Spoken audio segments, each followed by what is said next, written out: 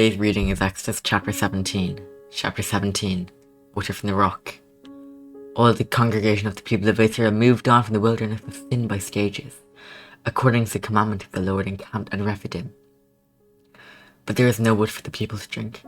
Therefore the people quarreled with Moses and said, "Give us water to drink." And Moses said to them, "Why do you quarrel with me? Why do you test the Lord?" But the people thirsted there for water.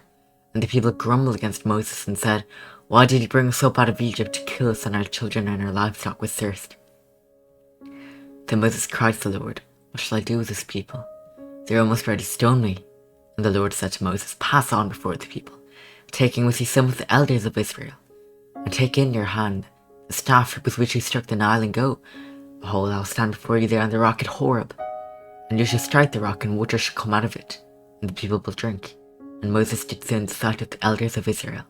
And he called the name of the places Massa and Meribah, because of the quarreling with the people of Israel, and because they tested the Lord by saying, "Is the Lord among us or not?"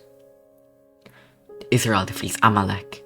Then Amalek came and fought with Israel at Rephidim.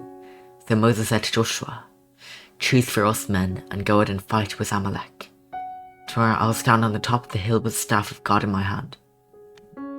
So Joshua did as Moses told them and fought with Amalek, while Moses, Aaron and Hur went up to the top of the hill. Whenever Moses held up his hand, Israel prevailed, and whenever he lowered his hand, Amalek prevailed. But Moses' hands grew weary, so they took a stone and put it under him, and he sat on it, while Aaron and Hur held up his hands, one on one side and the other on the other side. So his hands were steady until the going down of the sun, and Joshua overwhelmed Amalek and his people with his sword.